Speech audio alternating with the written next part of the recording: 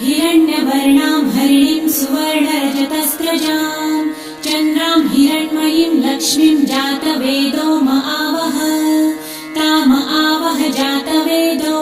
लक्ष्मीमनपगामिनीं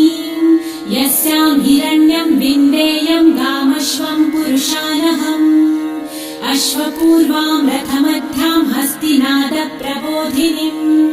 श्रियं देवीमुपह्वये श्रीर्मा देवी जुषताम् कासोस्मितां हिरण्यप्राकाराम् आर्द्रां ज्वलन्तीं तृप्तां तर्पयन्तीं पद्मे स्थितां पद्मवर्णां तामिहोपह्वये श्रियम् चन्द्रां प्रभासां यशसा ज्वलन्तीं श्रियं लोके देवजुष्टामुदारां तां पद्मिनीं शरणमहं प्रपद्ये लक्ष्मीर्मे नश्यतां त्वां वृणे आदित्य